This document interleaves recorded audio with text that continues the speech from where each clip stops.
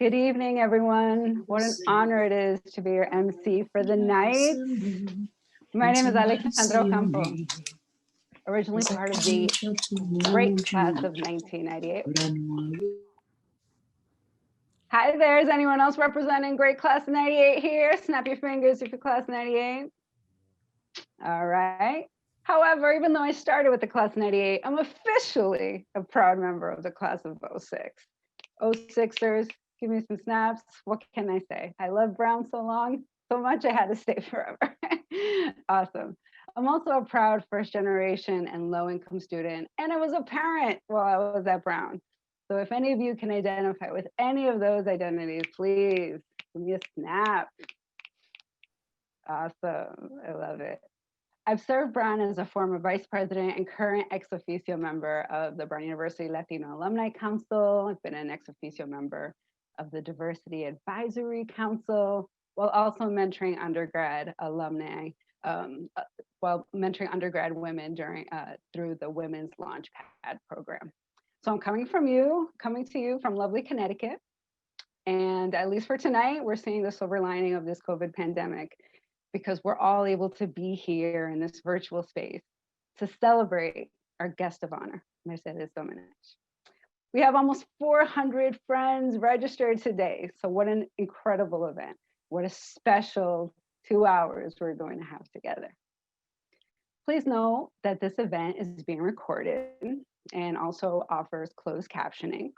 We're going to have a few opportunities to use the chat feature, not yet, but soon, and we'll be prompted when it's available for you to chat.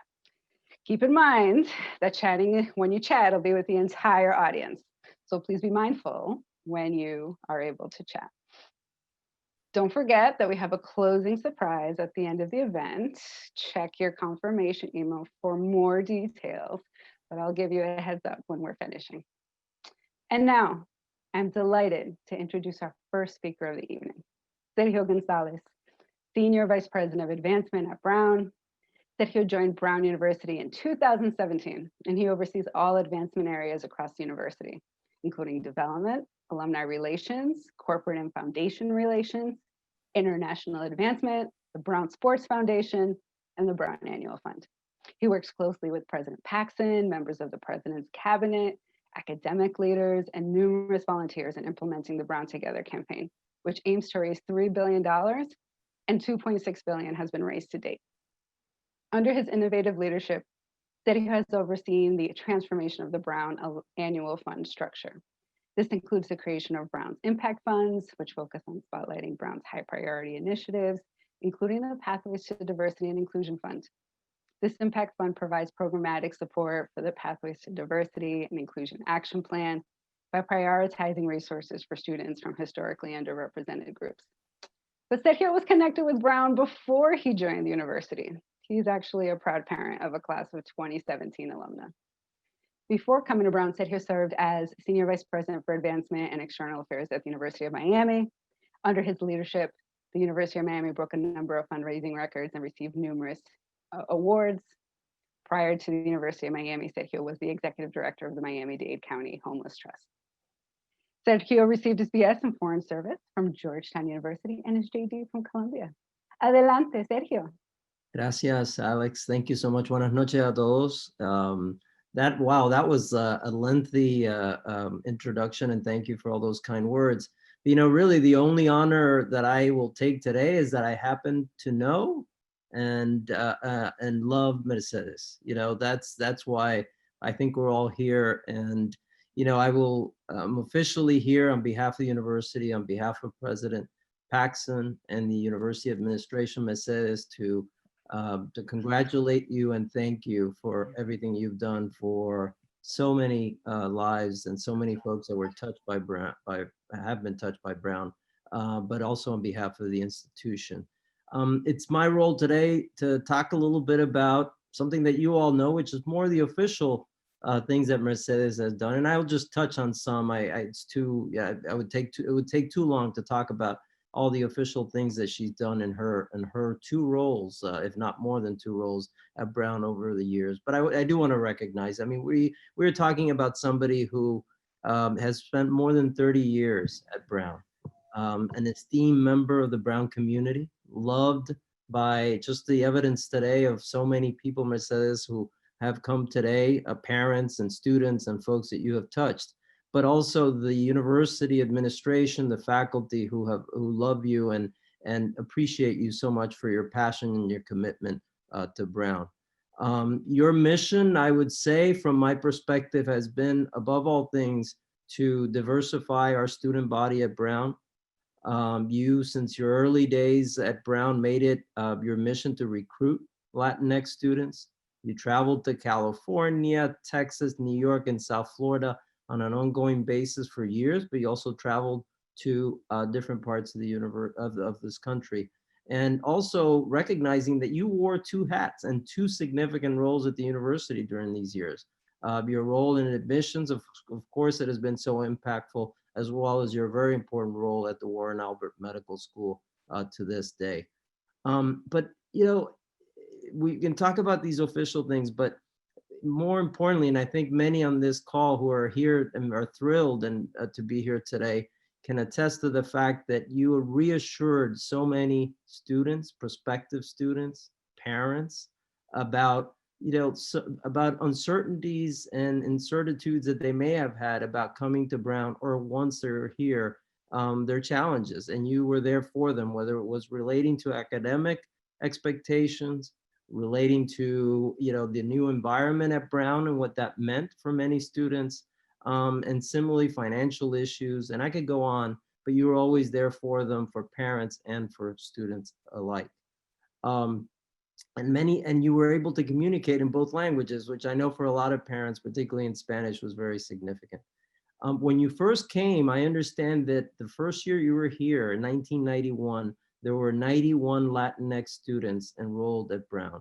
And you paved the way for today. There are more than 200 Latinx students that are enrolled every year at Brown.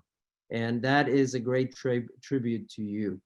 And there have been many tributes to you. I know 2 years ago, many of us were privileged, honored, and frankly, very moved by being able to celebrate with you, as there was another honor, which still exists today and continues to be and will continue into the future. And that is the honor that through the leadership of Victory Graciela Cerda, as well as Sue Rivera, and many on this call who have supported the creation, or actually the naming, of the existing BULAC student endowment, scholarship endowment, the Mercedes Domenech Endowed Scholarship, in your honor. And that continues, and that will always continue to impact students.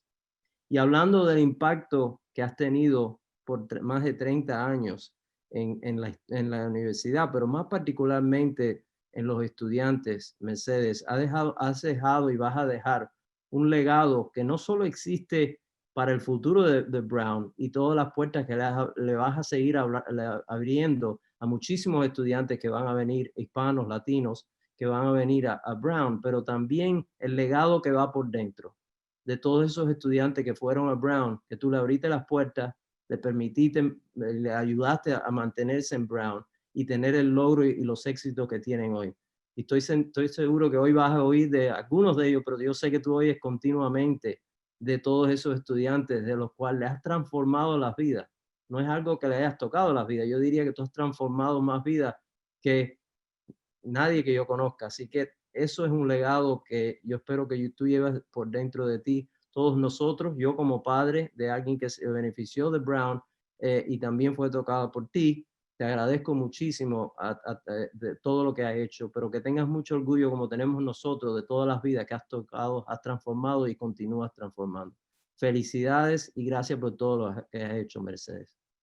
Thank you so much, Sergio. Your advancement team has been instrumental in recognizing Mercedes' work and helping us amplify her legacy, as you mentioned, through the scholarship that now has her name. Mil gracias. Wonderful. Mercedes, this is all for you. Now, we're going to move into remarks from our fellow alumni speaker across generations and intersections with Mercedes. First up, happy to introduce the lovely and wonderful Besenia Rodriguez, graduate of the class of 00. Snap your fingers if you 00. I knew many of y'all 00 during my time at Brown. So she is now the Deputy Dean of the College for Curriculum and Co-Curriculum at Brown. Yesenia, take the floor. Thank you, Alex. It is such an incredible honor to be here with you all tonight. Thank you so much for the invitation. So I first connected with Mercedes in my first year at Brown in 1996.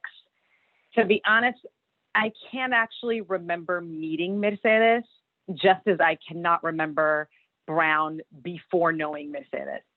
She was simply always there, a fixture in the community of students of color, and in particular, the Latino community as we refer to these and their families. She even remembered the story of the person who later became my spouse, and he didn't even attend Brown, but she remembered his application. Whether it was through leaning up very closely to say something in Spanish, usually some comment that it was characteristically Mercedes, with that perfect combination of irreverence and encouragement, or waving enthusiastically across campus and sort of yelling how we were and how our families were. Mercedes helped so many of us to find and to feel at home at Brown. I am so grateful that I personally benefited from her boundless commitment and passion, not just as a student, but even more poignantly for me as a colleague. A decade after I graduated from Brown, after I returned to University Hall to serve as an administrator, I came to see another sort of behind the scenes part of Mercedes. Mercedes as advocate and Mercedes as in some ways a revolutionary.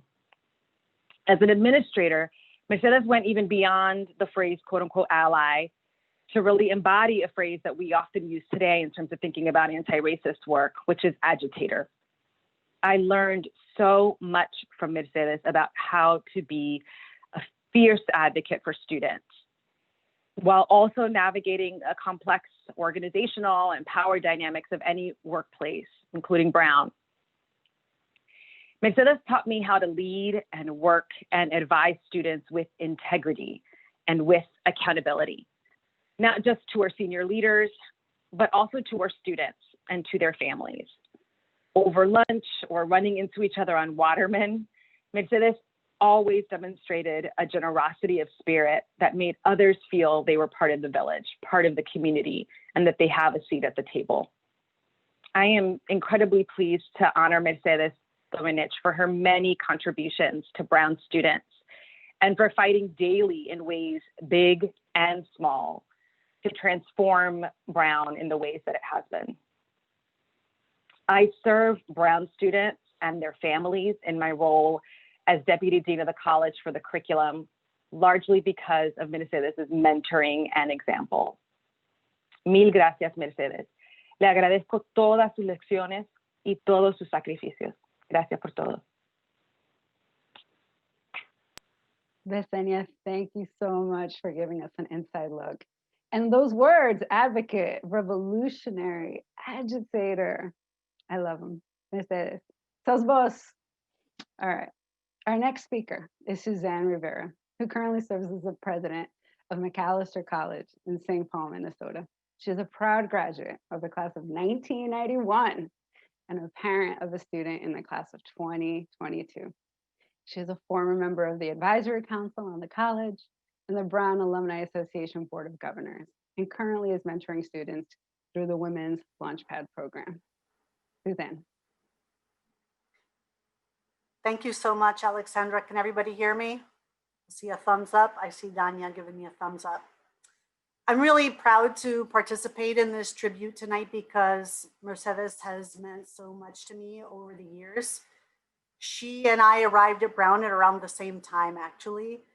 So she didn't recruit me per se because she started recruiting the year I got there, but she was a key mentor and role model for me when I was an undergraduate.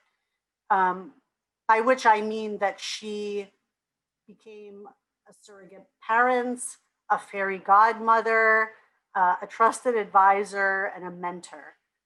She didn't just single-handedly transform the student body the way Sergio described. Of course, she did do that. She opened doors for legions of students. And by transforming the student body, she also transformed, by extension, the alumni family. And the alumni group now is completely different than it was when I arrived because of her efforts. But it wasn't just recruiting students that made her work so transformative. It's also that in some cases she persuaded parents to let their kids come to Brown. She was one of those, I'm going to say, real adults on campus, grown-ups on campus who actually showed up for us, came to our events, came to our presentations, came to our parties, showed us that she cared about us as people. She has become a treasured member of our extended family. In fact, my spouse, Mike, is right here. She's known us together since before we were married, and now she is a mentor to our daughter, our youngest child, who's a junior at Brown. Having passed through our milestones with Mercedes as a member of the family means that she was around for weddings, births of children, etc., to celebrate as we went on with our lives after Brown. I will always be grateful to her for her support and encouragement over the years. I will miss bumping into her whenever I return to Brown. I really can't think of a better way to honor Mercedes's legacy than the scholarship we all have worked to create. Because I know that nothing matters more to her than us continuing her work of opening those doors to a Brown education for talented and deserving students. And even though I can't repay everything she has done for me to help me get where I am with all of her encouragement and advice and support, I promise to all of you that I will continue to pay forward her incredible generosity by always striving to make a college education, accessible for generations of students to come. And by the way, not just Brown students, all talented, deserving students for whom higher education is a ladder of opportunity. That is part of Mercedes's legacy, is the continuing work that I will do and that others of you will do to make education possible for others. So thank you, Mercedes. I appreciate you so much. Everyone in my family loves you, and we'll continue to stay in touch long after you have retired. Wonderful. Thank you so much, Suzanne, for sharing your memories, for sharing the impact that Mercedes has had on your family. And I love how you're paying her legacy forward. And McAllister. Qué orgullo to have a college president in the familia, and we're so proud to say we knew you when. Gracias. Next is a trailblazer, zealous advocate for equity, Dania Matos. Dania is the first Associate Chancellor and Chief Diversity Officer at the University of California, Merced, the newest campus of the most comprehensive and advanced post-secondary educational system in the world. Prior to this, Dania was the first Deputy Chief Diversity Officer and highest ranking Latina administrator at William & Mary, America's second oldest institution of higher education. Dania's commitment to do the right thing for all has remained a visible constant throughout her expansive career that's now spanned private, public, and nonprofit sectors. Born in Puerto Rico and identifying as a proud Black Latina, Dania is a member of the class of 2003, and she received her law degree and a full scholarship from the Catholic University of America, Columbus School of Law in Washington, D.C. Dania. Thank you, Alex. What's up, Brown familia? ¿Cómo están? So good to see all of you. And Mercedes, I need to pin you so I can look at you. So Mercedes, un hombre poderoso para una gran mujer.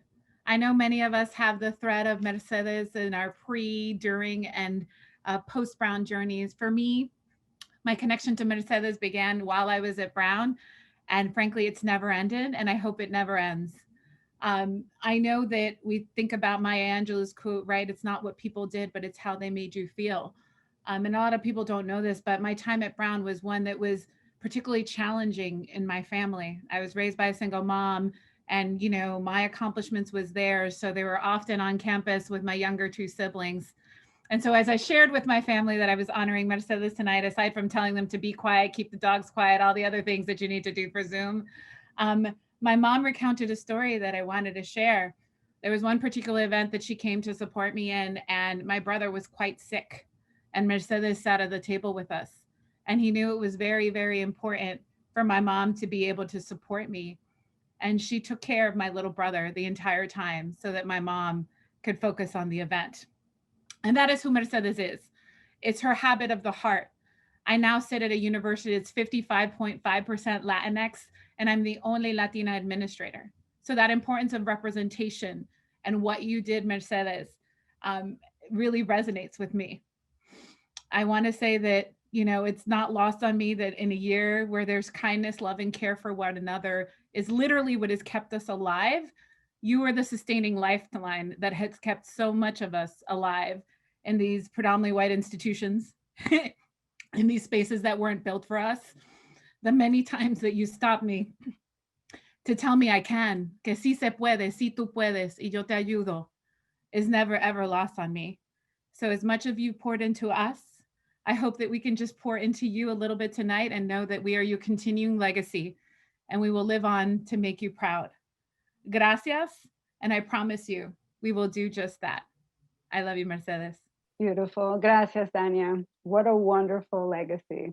What a wonderful, phenomenal leader, paving the way at other institutions for Latinx folks who are aspiring to achieve their goals and realize their dreams.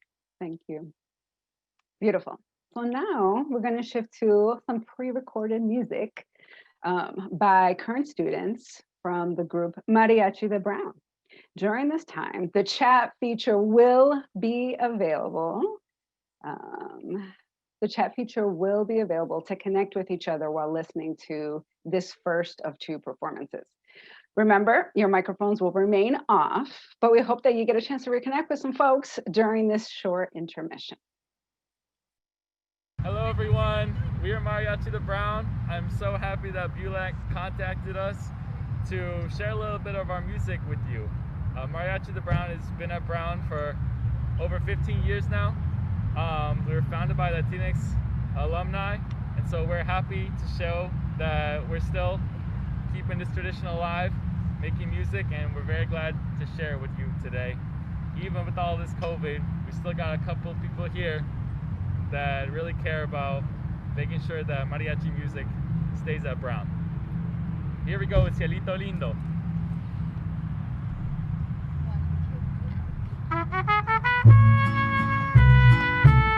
Como dice, Mariachi de Brown.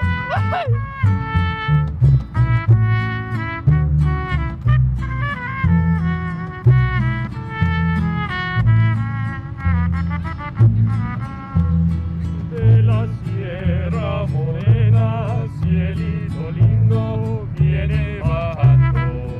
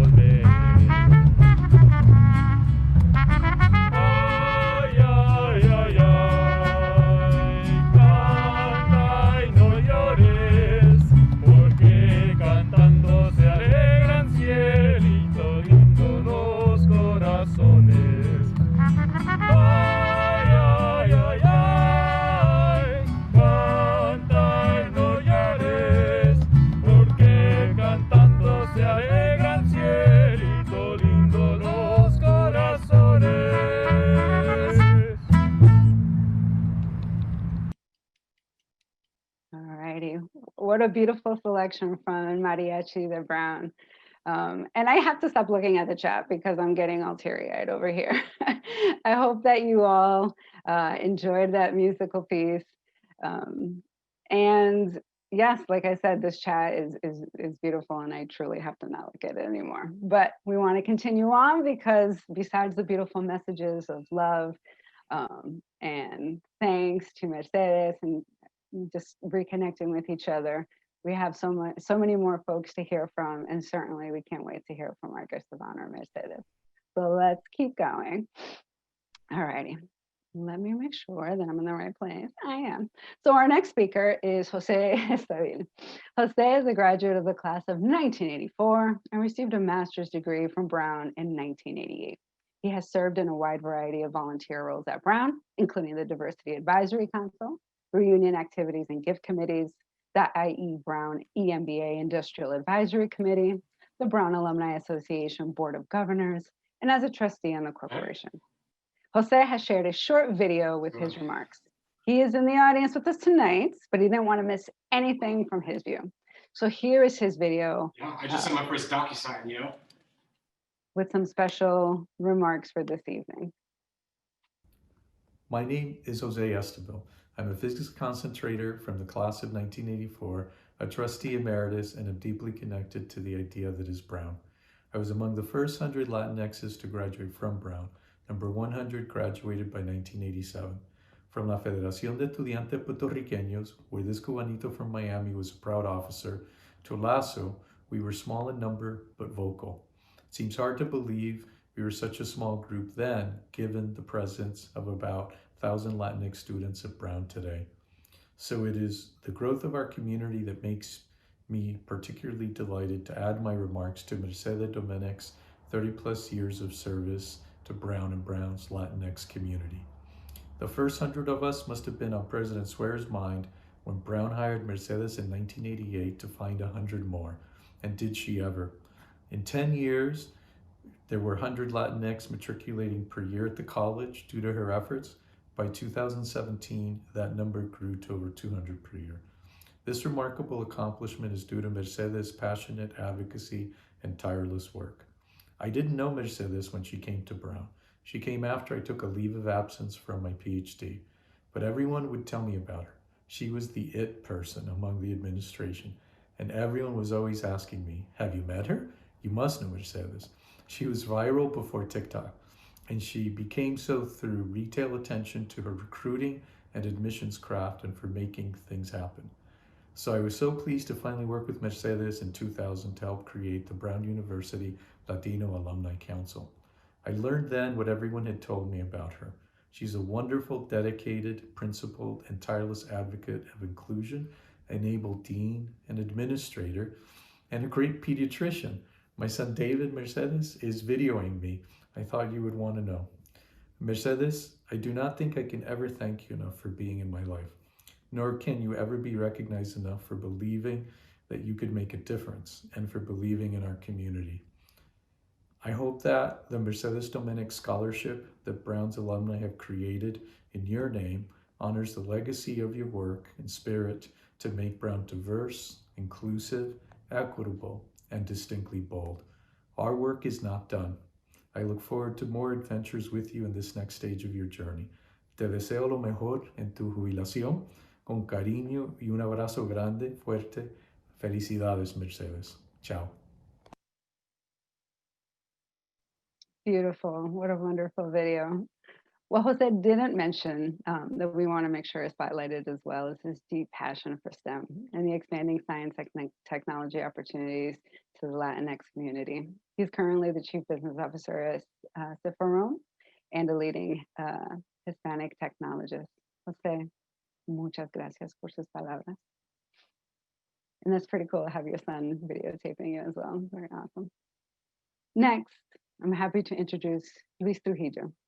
Luis is a graduate of the class of 2009 and a former Associate Director of Admissions at Brown from 2009 through 2016.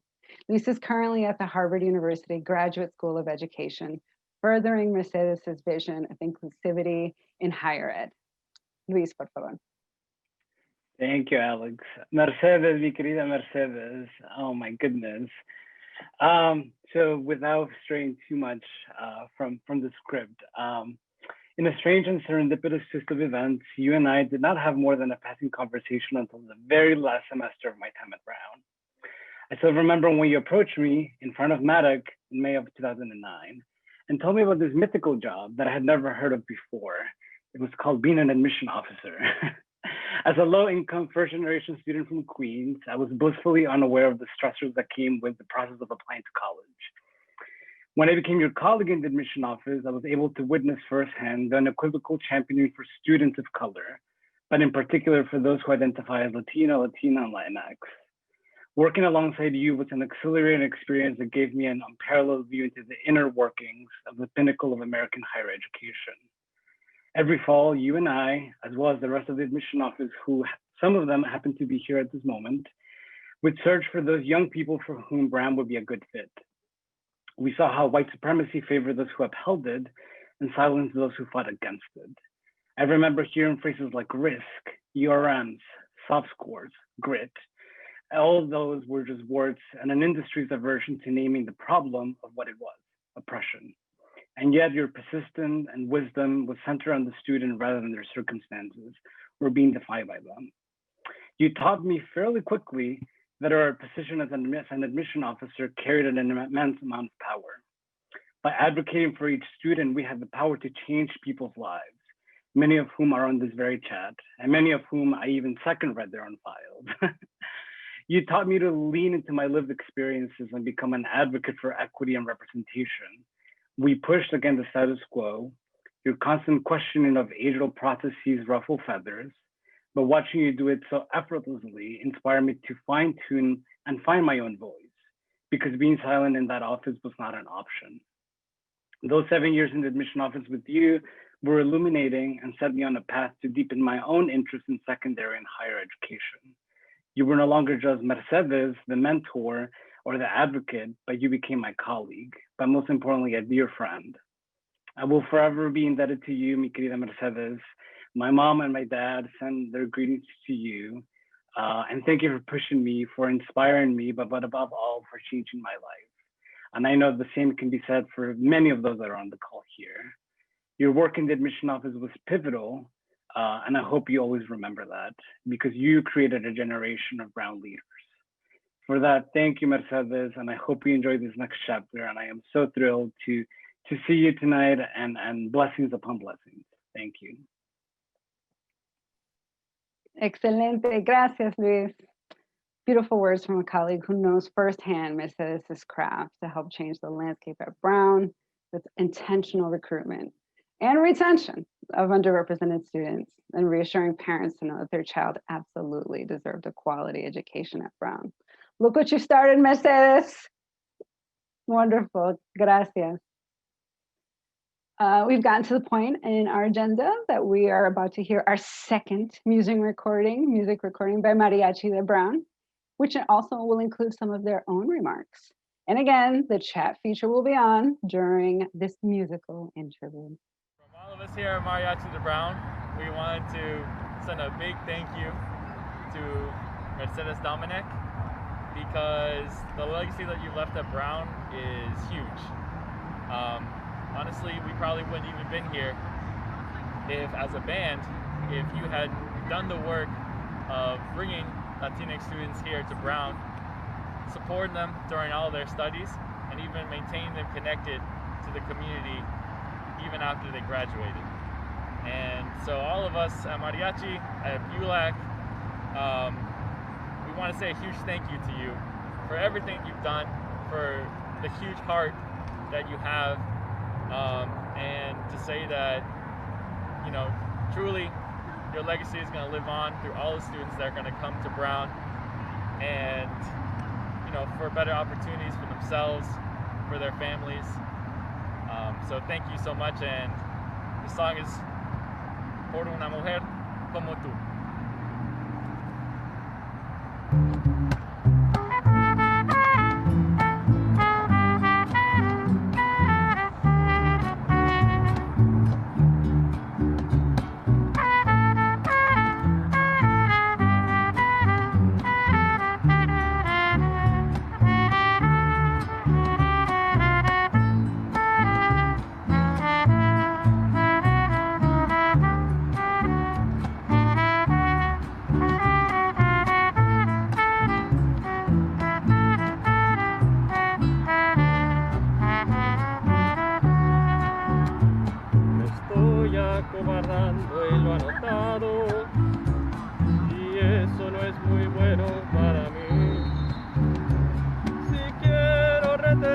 sola entre mis brazos, será mejor que no me veas sufrir. Estoy estacionado en los fracasos y hoy voy a remediar la situación. ¿Será que siempre he dado demasiado y en el exceso siempre salgo dañado? Por mujeres como tú, amor, hay hombres como yo que se pueden morir por dignidad, mordiendo el corazón. Por mujeres como tú, amor, hay hombres como yo que se pueden perder en el alcohol por una decepción.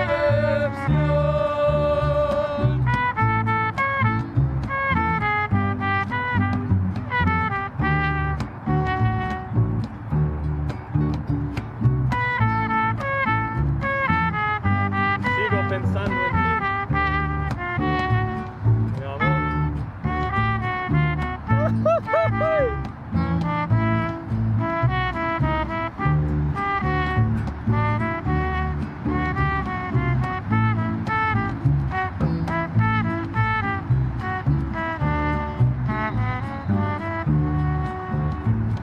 Estoy estacionado en los fracasos y hoy voy a remediar la situación. ¿Será que siempre he dado demasiado y en el exceso siempre salgo dañado? Por mujeres como tú, amor, hay hombres como yo que se pueden morir por dignidad, mordiendo el corazón. Por mujeres como tú, amor, hay hombres como yo que se pueden perder en el alcohol por una decepción.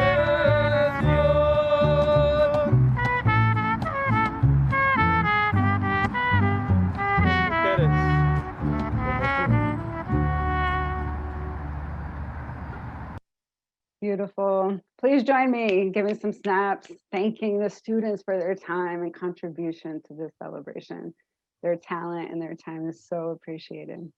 And just so you all know, it has been confirmed to me that Mercedes will receive a copy of the chat with your lovely, touching messages. Thank you so much for sharing such personal stories, because I know, Mercedes, that you will love looking back on these and just remembering each and every life that you have touched thus far, señorita, because there are still many more that you will touch and affect.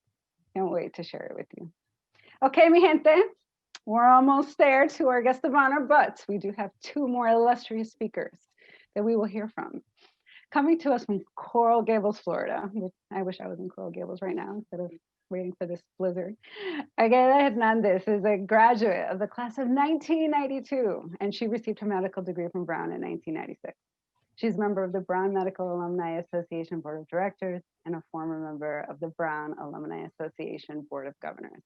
She is a family physician and the chief medical officer for the Baptist Health Center for the Advancement of Learning.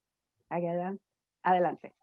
Thank you so much. I am so grateful to be part of this celebration of Mercedes and her legacy. Mercedes and my first generation Brown experience were inextricably linked from the moment I called admissions, panicking about something that was pending in my application, and she talked me off the ledge. And then when we first met in person at the ice cream social that admissions threw for students from west of the Mississippi or south of the Mason-Dixon line, she came and greeted me excitedly and eerily remembered all the details of my application. It was amazing. Little did I know then that she paid that loving attention to detail and invested herself with the students that had been favored to pass through her hands. A true pediatrician with care and attention to detail, she was a driving force in building and nurturing a community that grew with the addition of a handful of Latino students. I think it was 15 of us in my class, her first class of 92, to about 200 students per year now. Amazing. And Mercedes kept track of us. She was always there to lend support and ear connection. She was a madrina, a comadre to our parents. And sometimes, as somebody else mentioned, even a fairy godmother. Unbeknownst to me, when she learned that my family, we couldn't afford the plane ticket, so my mom could attend my graduation, she reached out to the alum who helped recruit me in Miami. He's here tonight, Angel. And this is way before GoFundMe. He got a collection going among other alumni and surprised us with a ticket for my mom, so she got to come.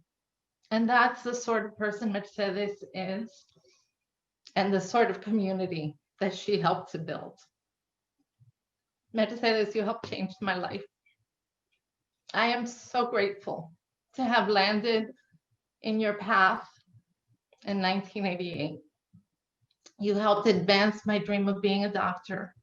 You have been an angel on earth for me and for so many others. And I'm so thrilled and so grateful to be able to support and preserve your beautiful legacy and to help make Brown a reality for other students.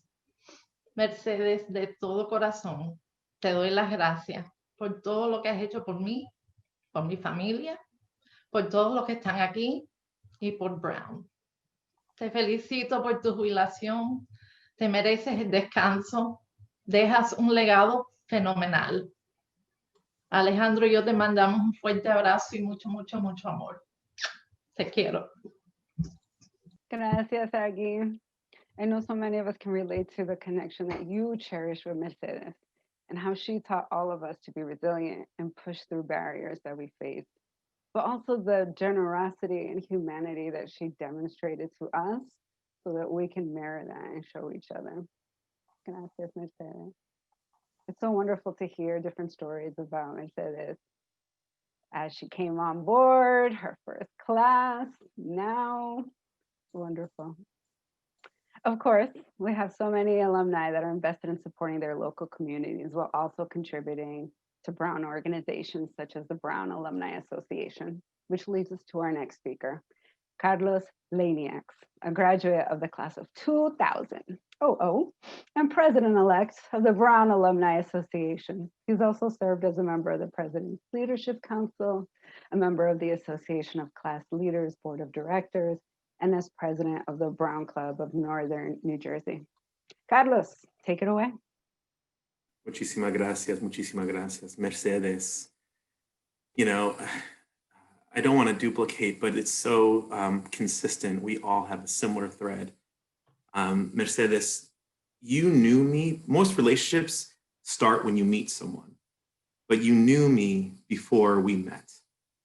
You saw my story, which was the story of my mother, which was the story of an immigrant from Ecuador, which was the story of a person who cleaned houses. You saw fit that that story was part of this Brown narrative. I didn't see it in myself. My mother didn't see it in me. You saw it in me. You were effective, you advocated, and it was sincere. It was not a job, it was a mission. When I met you, when I came on campus, I didn't know you, but you knew me. You knew the depth of that story. I wasn't sure if I was gonna stay. You made this crazy world of Brown University feel like family. You made the connection real, allowed me to have honest conversation that made me stay. So you got me in, and then you kept me here. The depth of your soul is something of the universe. It's not transactional. It's not human to human. It's something above that. You saw my story before you saw me. I am ever grateful. And in my little way, I run a mentoring organization in a place, Newark, New Jersey, and Jersey City, New Jersey. There are children that know about you who you will never meet. Your legacy lives strongly in their lives. God bless you. God bless your abundance, your generous spirit. And I'll actually say the first time I met you, you knew about my story better than I knew about myself. Like you had like read the essays and the whole story. You were citing it every single verse. And I am so grateful for your care, your presence, and your love. It's not lost on me that we have so many hundreds of people just on an evening celebrating you. You deserve it. And I'm grateful and honored to be a small part of this. Mercedes, muchísimas gracias. My love to you. Carlos, thank you so much for sharing those heartfelt words. I could feel them. Mercedes, I hope you felt them too. So, speaking of Mercedes, the guest of honor who we're all here to see and spend time with and honor and just convive with, all right? Hopefully sharing with you the energy and the love that you have given us, and hopefully you feel it multiply, Mercedes. But at this point, we would love to open the floor to you, because it is my honor, my privilege to introduce you, Mercedes, La Reina, and ask you to share with us a few words. This is such a wonderful turnout, and we're all here for you. After you share with us, we'll have one final alumni speaker, and then perhaps you and I, Mercedes, can do a little Q&A. Pero primero usted, adelante, querida Mercedes. Wow. I'm speechless. I don't know what to say. I mean, this is incredible. And I have prepared some remarks, changed them many times. I was up at 4:40 a.m. this morning thinking I need to change that. That's not good enough. That's not. But I mean, life happens to us. And I can assure you, I never ever thought it was going to be that way. But anyhow, first, let me thank BULAC for the incredible honor that this is. Valerie Cordero, who's been working with me in receptions, in so many things, and her generosity, her dedication, I just love working with you. Of course, Sergio, thank you so much for your remarks representing the university, and all of you who are virtually someplace, I guess in your houses. But anyhow, growing up, I never imagined myself retiring or not working. I will imagine that I will not, and neither will imagine that I will end up moving to the US and not practicing medicine.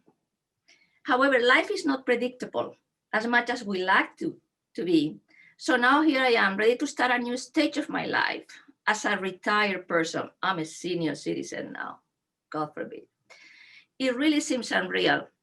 How this happened, I really don't know. I mean, life has happened to me so fast that is really amazing.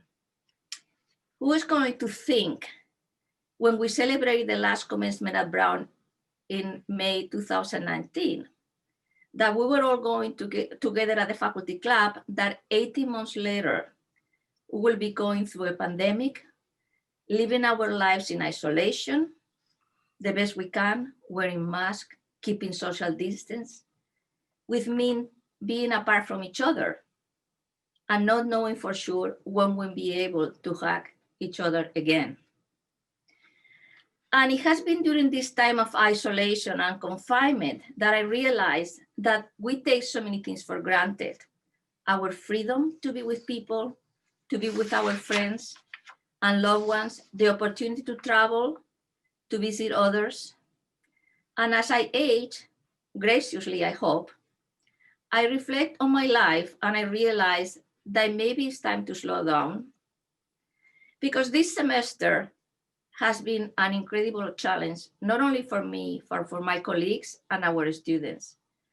There has been so much uncertainty that for the first time, I have no answers to some of the students' questions. Many times I found out the answers at the same time as they did. Brown has done a great job handling a situation that no one can ever be prepared for. Moreover, working over Zoom has been very stressful. Lost connections, freezing images, no sound. And as a consequence, I decided that it was maybe time to retire, since I've been living in isolation for 10 months now. So I won't have the responsibility of my job, a job that has given me so much and that I have loved so dearly, that makes this decision bittersweet and extremely difficult. One of the reasons I have worked for so long is because of all of you, because working with you has been one of the greatest things ever happened to me. I also lasted for so long because seeing smart and wonderful people while working is a privilege that I have enjoyed for very long. Another reason I lasted for so long, because I was able to combine work and pleasure. I was able to disconnect twice a year and travel coming back completely refreshed and ready to go on with all of you again. It is interesting because I consider myself a workaholic. And I think it's easy to be a workaholic when you love what you do. But at the same time, I knew, and I know that it's very important to refresh the mind to be able to continue working to one's full potential. Every time I came back from vacation, I felt completely renewed and refreshed and actually looking forward to work again. Many times my friends were asking me, do you really feel like going back? And I always say categorically, yes, it's time to go back. It's time to continue. Because life is a combination of working and relaxing. And you cannot do one without the other. And I think I feel very lucky and privileged. You are probably asking yourselves what I'm going to do now. But of course, I'm going to stay put here and enjoy my house. I have a modest house that I have never been able to be there. It was either working, traveling for work, or going and visit family and friends. And at least I can take care of my yard, maybe plant a garden, who knows, continue to walk every day like I've been doing during this time. During the pandemic, I lost 7 pounds, okay? I'm the only person who I know who's lost weight during this. I lost my appetite because life was too serious and I was too concerned about everybody and everything. And, you know, and I don't like to cook. I mean, those of you who know me well know that please. And it's not that I don't know how to do it. I just don't like, it's like the same way I don't like to clean. I mean, it's like, please, you know. But I think it's just, it's been, you know, interesting to be able, I've been walking. Of course, before this, I joined a gym. I was going to the gym and I was loving the gym. Who knows me now saying this won't believe it, neither will I. But, you know, I decided that, you know, as you age, you have to be not only mentally fit, which I think I still are, but physically, you know, and I think it's been wonderful. So anyhow, so I'm not going anywhere, so you know, and I'm going to go to every campus dance that there is the next time there's one. You know, I have been at campus dance with practically all of you. And, you know, and I'm going to be at commencement. I'm going to be at Brown. Brown has been such an important part of my life. And you know, and as you say, and has given me so many energy, so many, you say, I have changed your life. You have changed mine. Believe it. I mean, I know you don't see it that way, but I am who I am because all of you. I love Besenia's words of calling me a revolutionary, an agitator, and really, in a way, I was that. When I was at the university, I was all of those things. And I think I have kept some of that in me. And I think it's very important to be very respectful, but it's very important to have a vision and to have ideals and to have ideas and ideals and to always persist and pursue what is right. Life is not fair. We know that. I mean, look what's happening right now. All these people, who's being affected the most? The more disenfranchised, the more, and society is not going to change until we change it ourselves. So I'm going to be around. Don't worry about coming back to campus and not see me, because I'm going to be around. And I hope to be able, I used to go to the mariachi concerts. Actually, Ana Mascareñas, I helped to found mariachi with Ana. I even sang with them once. It was awful. And it was so bad. It was ridiculous. But anyhow, that's another story. But I'm going to be around. I'm going to continue mentor some students. I'm going to continue to do things. But I want to do it on my own pace and my own, on my own time, because I'm too intense and dedicated, and it's very fitting that I have to come to this office because my internet crashed a few days ago, and now it's working, but I didn't want to risk it. And I realized as I came here this afternoon that this was my first office working for the Pliny office. This very good one. I mean, this. And I came back and it's like, wow, I'm here now. And we have moved up and down in other buildings, but today I'm here.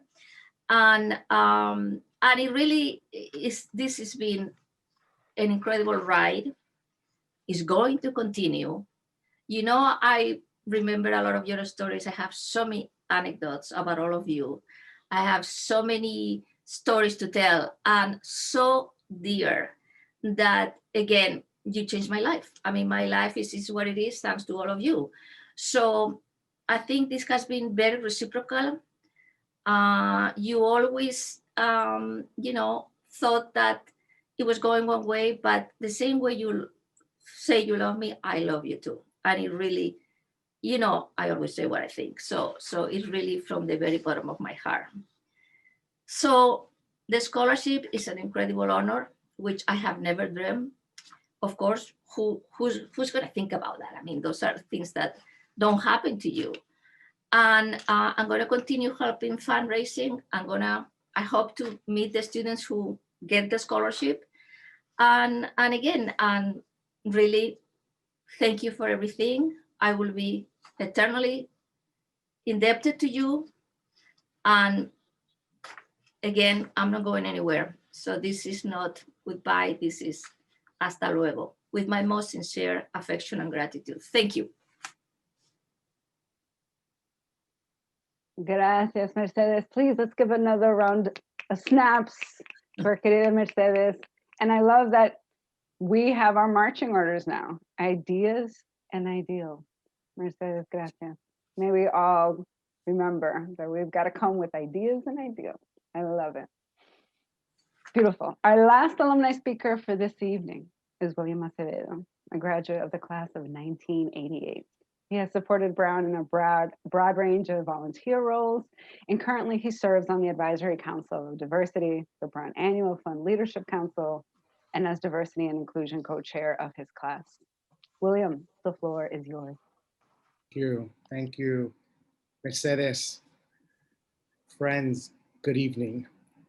I first want to thank the BULAC Executive Board and Alumni Relations for such an important celebration and commemoration. In fact, though, it is so much more than that. This moment is historic. I do not know that I could have imagined one galvanizing force that could bring so many Latinx alumni together. In fact, I believe that this is the greatest number of Latinx alumni at an event that I've ever witnessed in my 30-something years affiliated with Brown. But this was more than a celebration, more than a commemoration. It was actually the culmination of one woman's revolutionary vision. I met Mercedes almost 35 years ago. I was a sophomore at Brown. She was yet to be an administrator at Brown. And here we are, 35 years later, with a legacy that is almost undescribable. I also want to thank and share mil gracias to those who have shared their experiences, their reflections, and their memories tonight. I've been overwhelmed by those.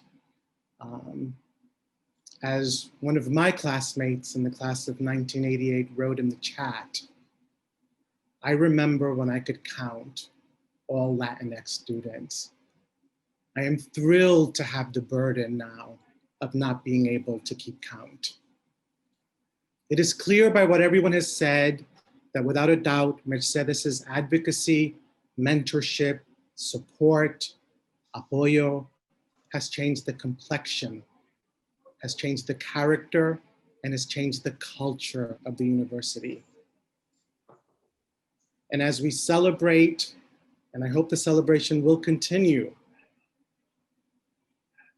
as we celebrate her contributions and the impact of those contributions, I really want to focus on strengthening, on safeguarding, and building upon her legacy. As has been said through the course of the evening, and as many of you know, in 2011, through the Alumni of Color Initiative, the first BULAC scholarship was established. As a vice chair of that initiative and as a founding member of that scholarship, it was a momentous event. More momentous was in 2018, as Mercedes transitioned from her role in admissions, when the Latinx community wisely, very wisely decided to rename the scholarship as the Mercedes Domenech Scholarship. That scholarship helps to clear the path for Latinx students to attend Brown and to be ever true to their hopes, to their wishes, to their dreams. That scholarship allows Latinx students to change the world and change the lives of those in far-flung corners of the world, but those closest to them. I champion the scholarship because I benefited from generous financial support as a student, as did my sister, Elizabeth, who's out there in this audience somewhere, who Mercedes did a first interview of as she applied to Brown. I also champion the scholarship because it will memorialize and build upon Mercedes's legacy. So I know tonight has been a night of heartstrings, and I ask us to let tonight also be a night of purse strings. We will solidify Mercedes's legacy. We will continue to change the future of Brown by supporting the Mercedes Domenech Scholarship. And tonight, a week or so before Christmas and 2 weeks before the new year, I ask us all to reflect on the year that we've had, reflect on the experiences we've shared at Brown, reflect on the relationship we've had with Mercedes, and contribute to the scholarship. That is how we honor That is how we strengthen. That is how we safeguard. I also make a final note that through the CARES Act, contributions this year are 100% tax deductible, when in the past they've only been 60%. And it is fitting that a contribution to the scholarship this year for Mercedes should carry the maximum weight, because she has made the maximum contribution. Mercedes, te quiero. Has sido una amiga increíble. We have dined together. We have celebrated Halloween in the Castro district of San Francisco together. And you have left an indelible mark on so many lives and so many generations to come. Please, let's continue to build upon that. Let's continue to honor and recognize what has been a revolutionary vision. Gracias. Gracias, William. What a wonderful opportunity to remind us all how we can keep Mercedes's legacy strong. There is a link in the chat box that will take you directly to the scholarship, because we want to continue to bring many bright young scholars who will benefit from this incredible opportunity, which is Brown, for many years to come. So, muchas gracias.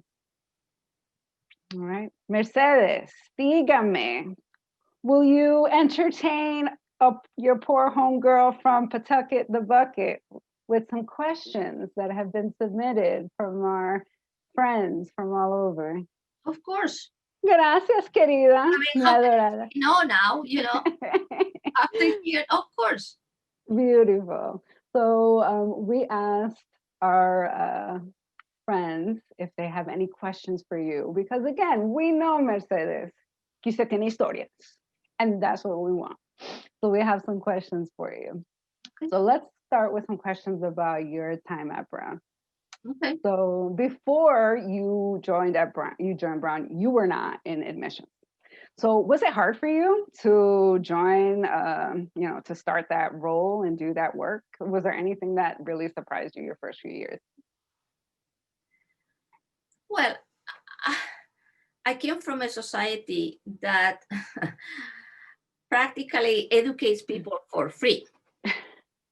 Okay, I mean, really, it was, and actually an excellent education, so it's just the structure of the educational system here is so different that at the beginning it was like, wow, how this happened. At the same time, I think my education was so rigid. I never had an elective in my life. And imagine coming to Brown, where everything is an elective. Mm-hmm. I was like, oh my God, this is my kind of thing. So I think it takes a while to adjust, to different systems. But I think at the same time, if you have certain skills, if you care about what you do, and I think it's more, I think I was lucky to have a job that it was also in a way, a mission in a way, you that's how you change the world, one person at a time, a little thing at a time. Mm-hmm. You don't want to change, you know that, big things don't happen. And, and coming across that opportunity, I mean, it was like, you just embrace it, nothing, but you have a lot of skills that you learn, by many years of studying. And, and what I did, first thing is do research, look at the demographics, look at the data, and just go from there and learn, keep learning. Because, and I think I was very lucky. I worked with many people, and I don't know if she's connected now or not, but I saw on the list, Cynthia Colas, used to be Cynthia Ferguson, which she taught me everything I know about admissions. I mean, she was the person who they put to train me, and she did a very good job. And I guess you just start doing things, and you know, you start learning. You learn what you do things, and I don't know how it happened, but it happened. I mean, it just keeps it happens. I don't know if I answered the question or not, but no, I love that. You know, little by little, do your research y aprender. right, exactly. I mean, yeah, why not? Awesome, beautiful. Another question came in. You've traveled a lot for your job, Mercedes. Which cities did you enjoy visiting the most, and which ones surprised you the most? Well, I have to tell you, the ones that surprised me the more, it was the Rio Grande Valley in Texas. Mm-hmm.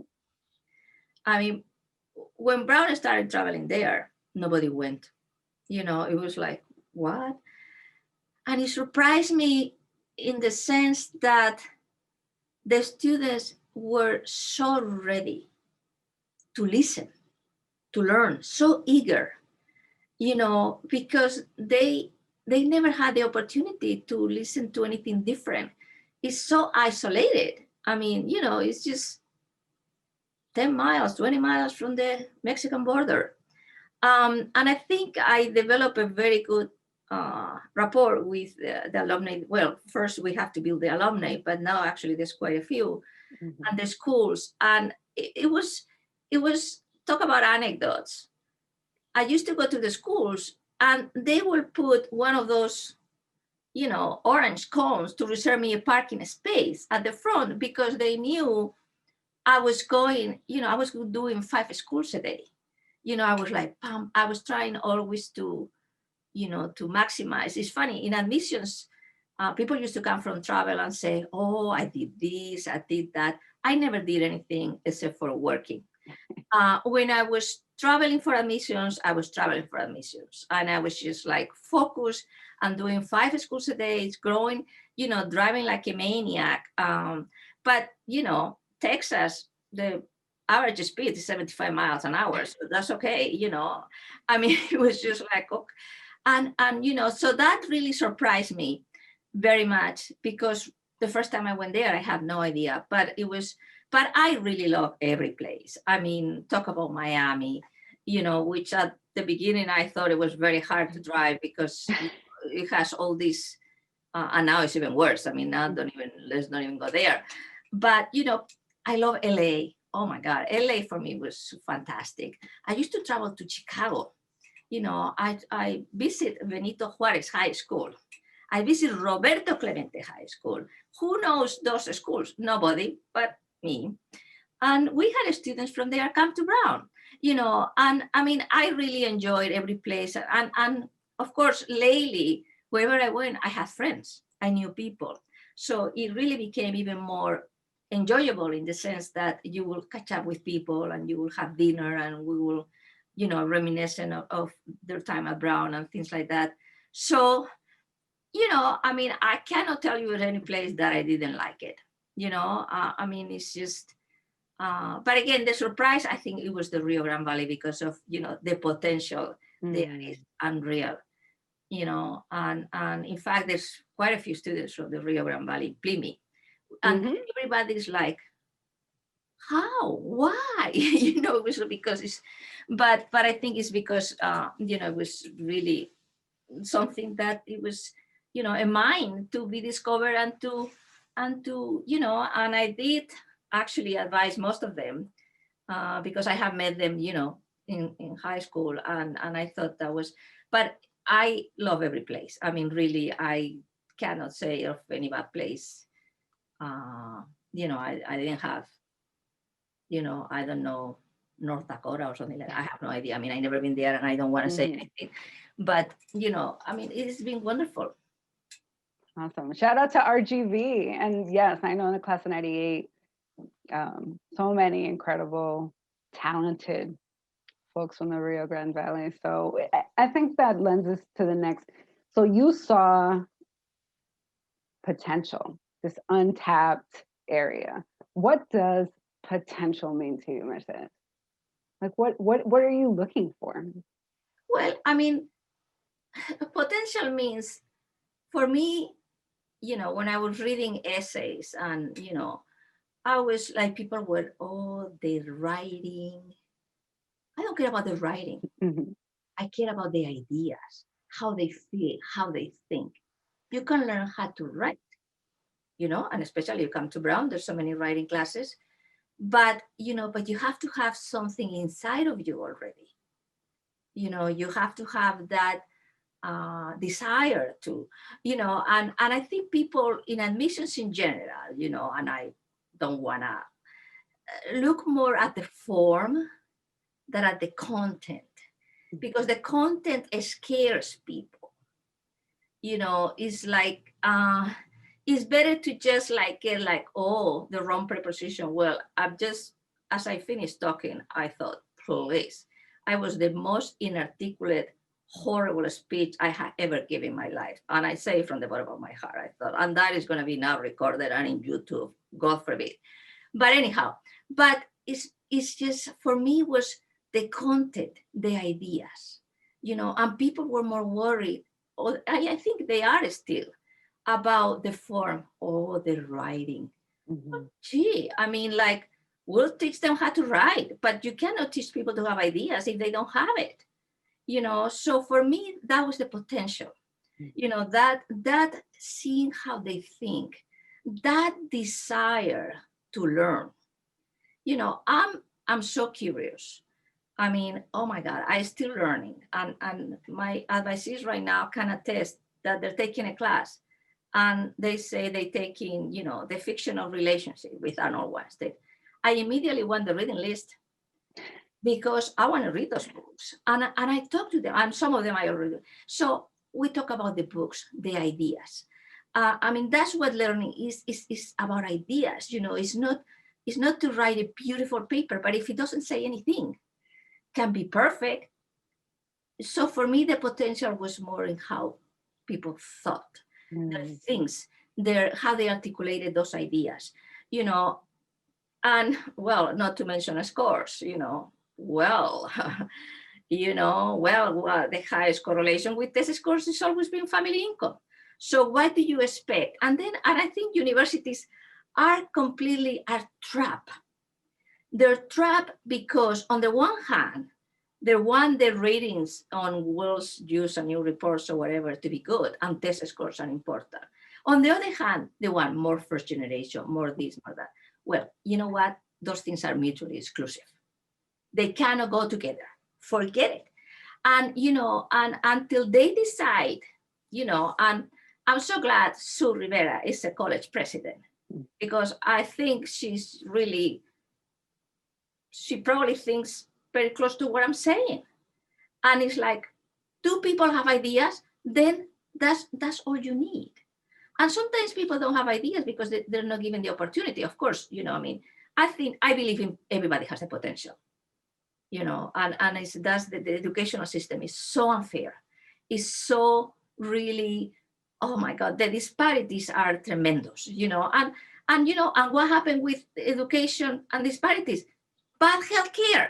People have, pre-existing conditions. What do people, in the Rio Grande Valley, that is nice weather all year round, don't grow their vegetables? Why? And vegetables are very expensive, because nobody, I had this conversation with a student once that after I visited his school, we ran into each other in a plane. Coming back, he was coming to visit Tufts, I think it was, and I was flying back to Boston, and I say, I don't understand, why? Because nobody really explained those things to them. I mean, they can have their own chickens, I mean, they have the little, plot there, they have vegetables, chickens, and instead of eating 99-cent hamburgers from McDonald's, but it's like, there's no interest in general. I mean, because if McDonald's doesn't sell hamburgers, what's going to happen? The big corporations. So, I mean, that's what, so people don't know, so we have to tell them. That's our mission. That's what education is all about. you know. So that's the potential. The potential is to have those ideas, not, well, if they don't write well, neither do I. You know what I mean? I mean, like, nobody can say that, you know, or my speech is the Queen's speech, you know. But what it counts is the ideas, the effort, the interest. I love it, Mercedes. This is why you embody revolutionary, agitator. I love it. And it's true. The ideas and, you know, as an undergrad, looking at potential and, you know, hopefully as an alum, adding that layer of ideals to the ideas. So you're giving me life, Mercedes. Me está dando lo que necesito. I love it. We have more. Ustedes me lo dan a mí. I mean, please. Perfecto. It's symbiotic. You're talking something similar. It's unreal. I love it. We've been talking a lot about undergrad admissions. Jessica Peña, class of 98. And in a question, Mercedes, what advice do you have for those also involved in med school admission? Same thing. You know, and with med school, well, that's the other story. You know, they tried the SATs, the MCATs. Now they try to redo it so they're more equal. Well, it never is, period. Okay, those tests are constructed in a way that, you know, so I think it's the same thing. People have to give the opportunity, you know, because also medicine has changed so much in the terms, you know, a lot of people go into medicine now because of lifestyle, not because of vocation, dedication, you know, and I think it's like, it's the same thing. I mean, and, you know, and if you think that, yes, you know, you have to do biochemistry and you have to do all these complex things, well, let's prepare people before, you know, and I think it's very important that we do exactly the same thing. We look for the people who really have in themselves what it takes to be empathetic, caring, you know, don't look at your patients like, you know, which I never look at the students, you know, and in fact, many of you didn't even know I was a doctor because I would never flaunt about that. You know, never look them at, you know, for a position of like, oh, I'm so much better than you. In fact, it's just the opposite. Most of you were better than me. They were smarter, they were more intelligent, you know, but I just have experience, you know, but so I never thought, you know, that this relationship was like, you know, a power relationship or no, it was an equal relationship. I was giving you something that you wanted and I was getting a lot of things that I would, you know, from you too. And that's medical school is the same thing. Look for people who are caring and help them to succeed. You know, biochemistry, okay, you know, those complex things. I mean, you know, it's not that complicated. You know, as rocket science is way more complicated. Let's put it that way. I mean, really, you know, or very complex things like that. So, but medicine in this country has such a mystique. It's not the same. In Spain, everybody works for the National Health Service. So everybody gets paid the same, you know, and actually people are their regular jobs, you know what I mean? It's like, so, but here it's just because it's so expensive, you know, and it costs, you know, and it's so complicated, but we have to give opportunities to people. We have to give access, you know, to medical care. Look what's happening now. There's not enough doctors. There's not enough. But, you know, if they open the gates, you know, people won't be able to make that much money. Well, forget it. I mean, the healthcare needs to be revolutionized and needs to be changed and needs to be accessible to people because now it's too late. Yeah, people, you know, our people are dying of COVID. Well, it's too late now because we haven't done anything. So we have to be sure that we put the means to change the healthcare and people have access, but also no access only, you know, but also education, preventative medicine, so much MPH, you know, Master of Public Health, and there's no prevention anywhere.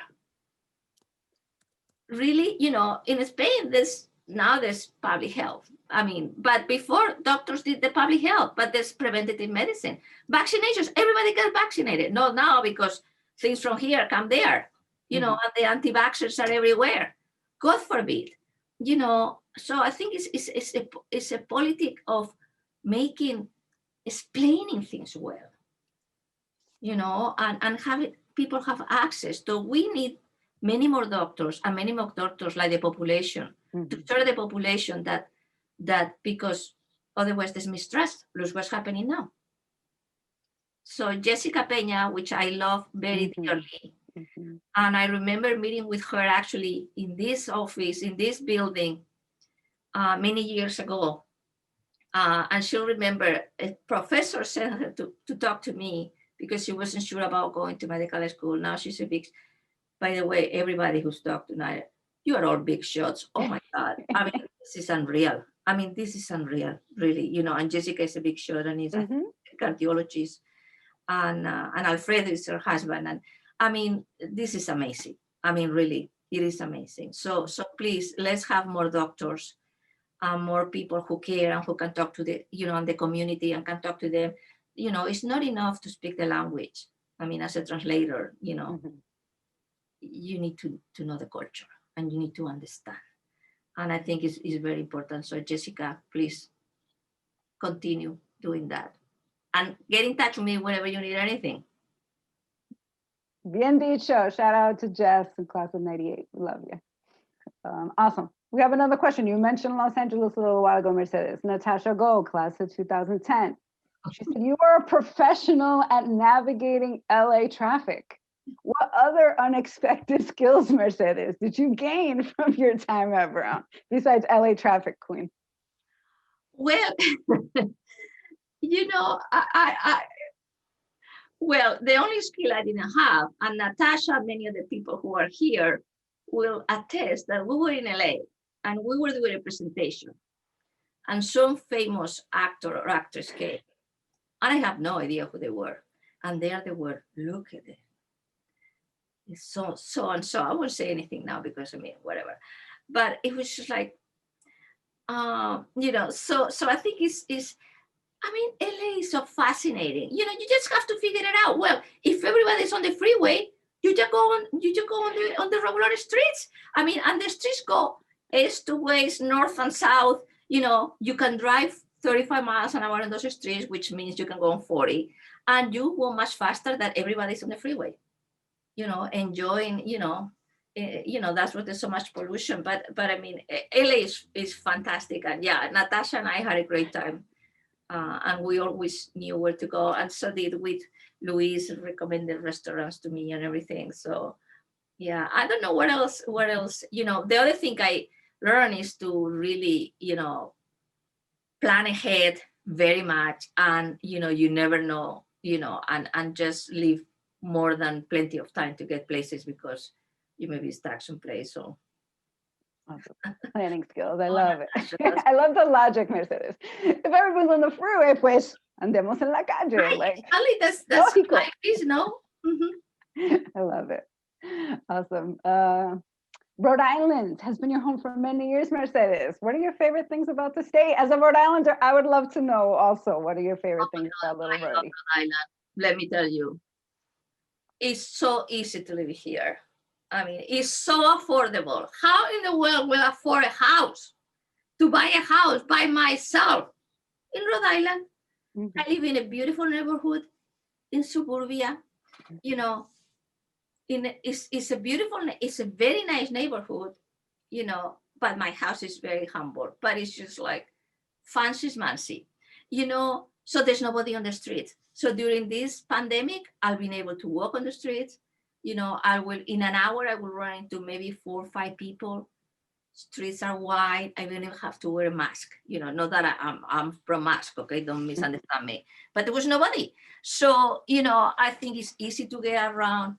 You can get anything you want. And then, not now, but you can get on the commuter rail and go to Boston. And since I retired, I subscribed to the Boston Symphony. I made my friends there. We used to go to the matinees. Everybody retired there because it's a matinee on a Friday. And, you know, jump on the train, go there, listen to the concert, come back. I mean, it's, walk on, Newberry Street, go to the stores. I mean, but every day, going from work back and forth, 10 minutes. I mean, really. And stop on Whole Foods on the way home, and I mean, it is amazing. The quality of life is very high. I know for all the younger people, and I remember Louis, and there's like, oh, there's nothing going on here. Yes, if you're really young, there's not much going on. I agree with that. Okay, I mean, but if you are a middle-aged woman, perfect, with access to everywhere, lovely restaurants. I mean, Willie and I have had the most delicious meals, and way more affordable than in New York City or in LA, for that matter, or any other places. So I think Rhode Island is a lovely place. Everybody knows everybody, and very easy to live. And you have, except for the excitement for when you're young, you have everything else. The excitement when we were young, Mercedes, was going down Hope Street, skipping school and spending the day on Thayer Street. And Hope Street. That's right. That's what I did when I was at home. Now you don't recognize there's nothing left of Thayer than when you were there. Awesome. I love it. We have a great question from Dinora Padrino, class of 92. From Washington. She was from Washington, D.C. She wants to know, what kind of people do you admire the most, Mercedes? You, the students, all of you, the people who have the desire to learn, to better themselves, to help others. Those are the kind of people I admire. I mean, those people who are normal people, not pretentious, caring, warm. That is, all of you, those ones who admire. I mean, when I was listening, you were reading the resumes of these people, it's like, oh my God. I mean, you are the ones who I admire because of, everything you do and how hard you work for where you are. And I think that's, that's really important, Beautiful. Quick response. I don't think that I have to think it twice because it is how I feel. Mm-hmm. I believe you. I know you only tell me the truth, Mercedes. I know. Never.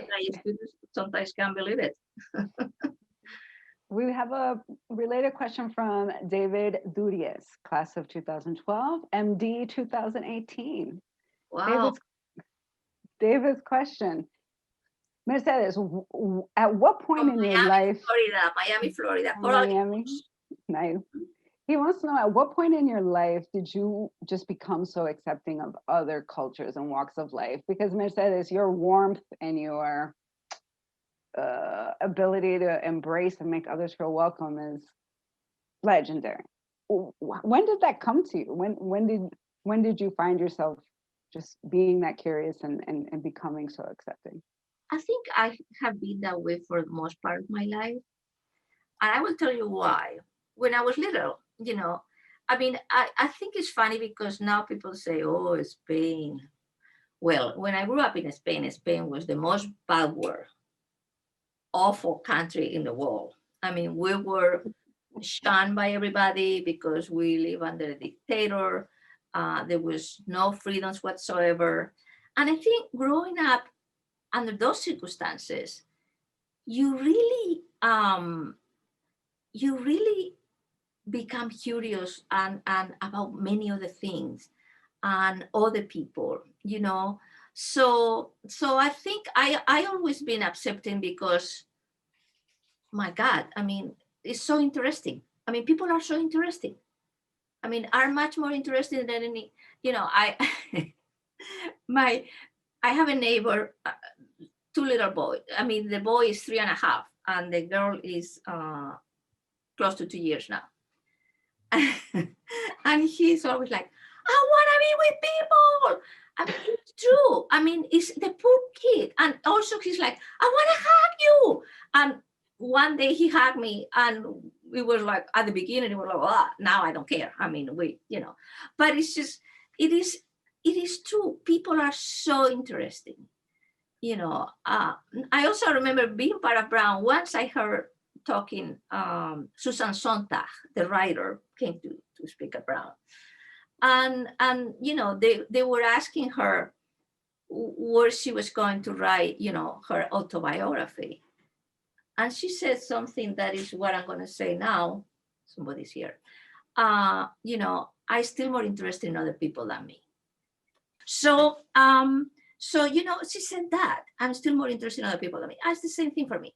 I'm still more interested in other people than me. I mean, you know, I mean, it's just, you know yourself, so you already know yourself up and down, you know, so there's the other people. So really, and, you know, and the other thing to become understanding and is to knowing people.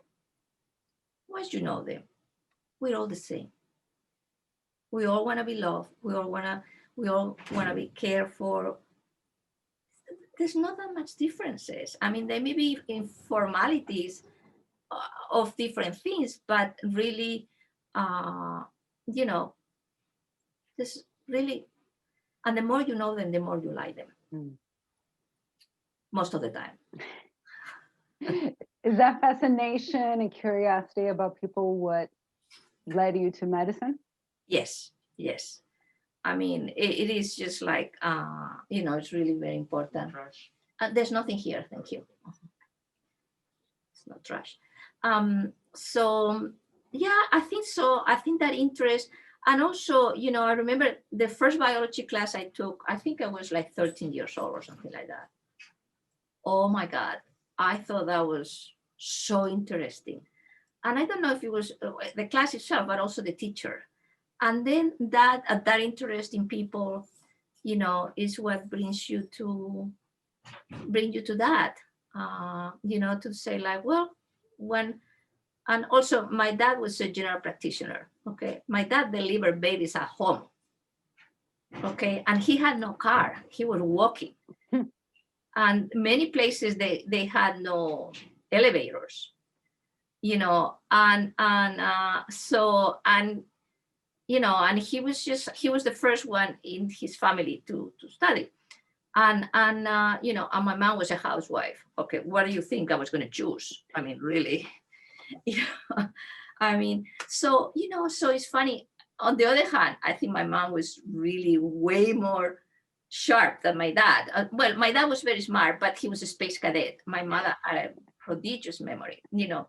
So, but my mom was a housewife. She was a product of her generation. Really sad, you know.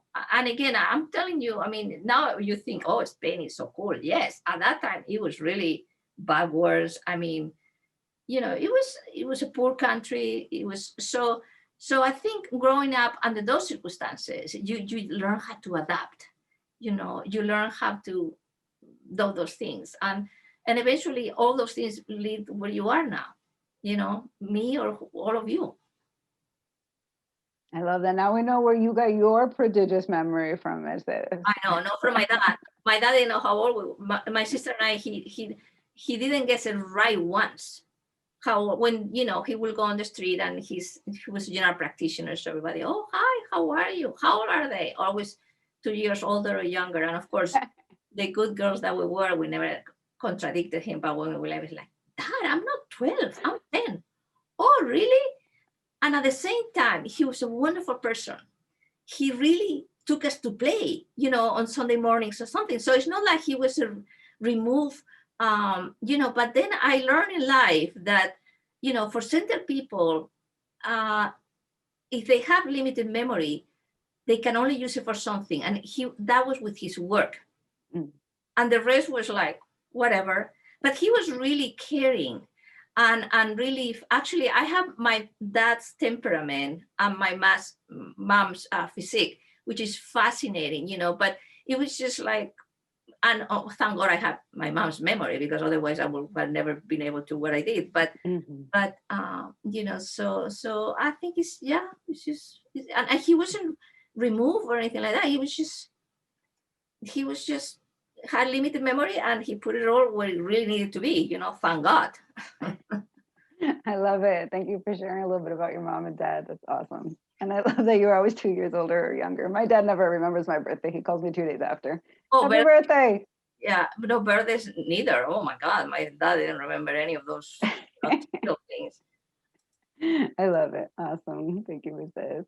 I have a great question from Diana Garcia, class of 2013. Oh, wow. Yeah. I love Diana. What are some of your top memories from your time at Brown, Mercedes? I know you have many memories. Do you have any that just jump to mind that are crazy or funny or just well unique? Like this should not be happening, but it's happening. Well, I mean, I cannot pinpoint one or two only, but I would say campus dance, again, where I run into so many people that I haven't seen in so long, and see them, or commencement, I would say, we're running into people and everybody being so excited and running into people with kids now. And, oh, this is my son. Oh, wow. So I think those kind of connections, and of course, many, many anecdotes about traveling, and being lost or traveling with people, with colleagues and doing things. I mean, I have a lot of anecdotes, but I mean, especially I think just being with all of you and we used to have parties and a lot of things and all those things, disappear but that's okay, and I just looking at Agueda. Agueda is the best dancer you ever seen in your. Well, I was about to ask you, at a typical campus dance, Mercedes, how many minutes would you say you're dancing? Clearly, Agueda is dancing I all didn't campus. dance that much. I was going because on campus dance you don't dance. You just go around seeing people. You know what I mean? But no. It was just absolutely fantastic. I mean, really getting to know people and getting to know their families. I mean, it's just amazing. Just you understand, and you sometimes you look at somebody just exactly, the genetic code is right there, and it's so wonderful. So yeah, I think it's Awesome. I love it. Another question. This is great. You've left a long legacy at Brown, Mercedes. This event has students on it, alum, faculty, staff. What advice would you give us for continuing your work? Well, I think all of this that happened to me, it wasn't planned. I mean, I never planned. I just wanted to do a good job, no matter what I was doing. And to do a good job to the best of your ability, And also something you have to learn is to know when to stop fixing something, like writing your speech. I mean, please, or doing things, because I think sometimes just trying to be, too good prevents us for doing things, But I will say, always first be true to yourself. Know who you are. And, and know what you want and know what you believe, and don't think that what other tells you is true.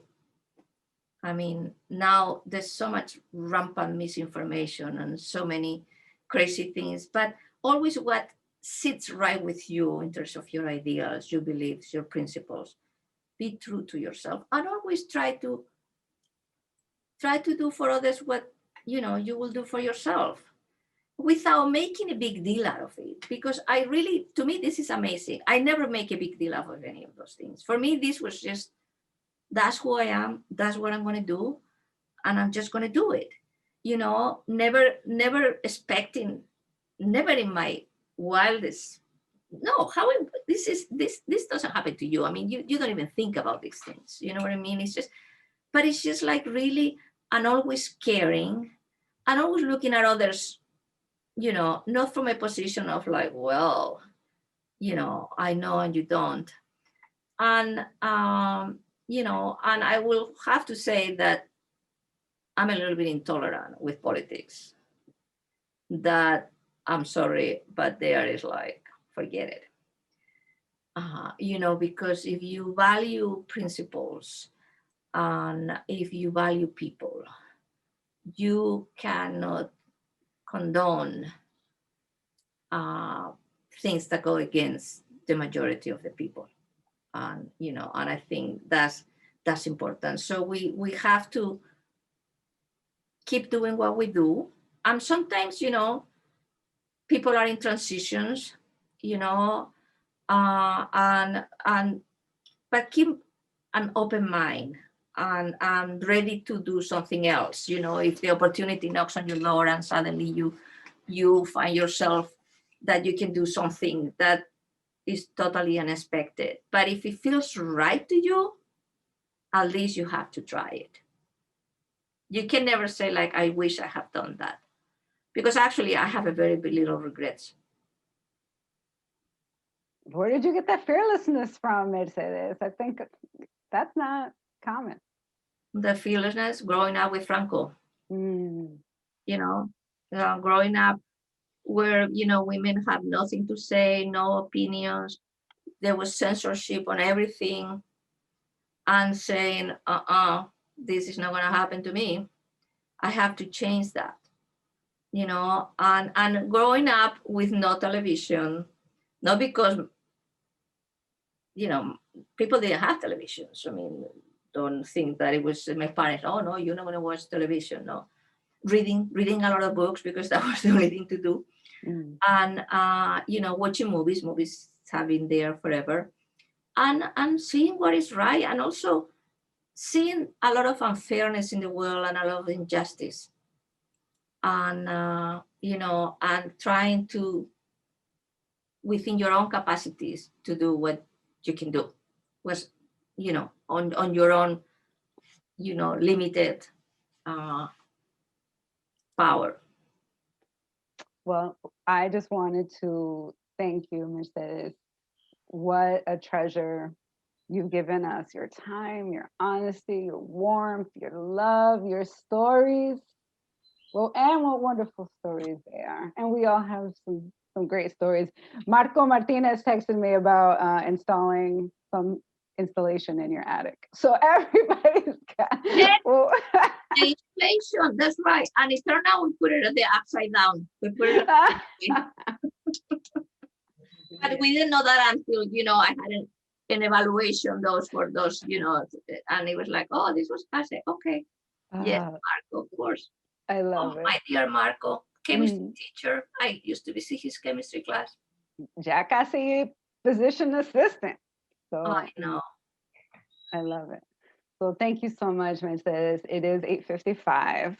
So I just wanted to let everyone know that we are coming to the end of our celebration for you. You are a gift to us, Mercedes. No lo dudes. You are a gift. And we have a gift for you. So now you can open the package that Valerie left for you. Do you have that package handy, Mercedes? Yes, I have it. And I haven't looked at it. She says, don't look. No, good. I am glad that you listened. Following rules. Yes, I'm glad you listened. All righty. So go ahead and grab that. We will open it up. Amigos, our official celebration of Mercedes and our own mini reunion is now coming to an end. So please make sure you have your beverage handy, because now Mercedes has her beverages handy.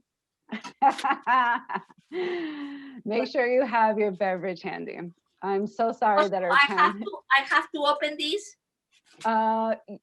As long as you have one, yes, we're gonna have a brindis, querida. So, no, but I have to drive to my house. Okay, you can brindis con agua. You can brindis con agua and have those when you get home. I'm fine with that. Yeah, I'll do that. Okay. All right. So it's sorry that our time has come to a close, but at the same time, I'm so grateful to every single person who has contributed their time, their talent, their treasure, and their love to this incredibly well-deserved recognition. Enormous thanks to BULAC, Araceli Mendez Hintermeister, Silvina Hernandez, Ivan Rodriguez Guillermo de los Santos and Rachel Diaz. A big thank you to every single one of tonight's speakers. A humongous thank you to Valerie Cordero, Alicia Coates, Alumni Relations team, and of course, Media Services. Gracias, gracias, gracias. This was a true labor of love. Now, please join me in a toast. My tea here. Un brindis para nuestra querida Mercedes.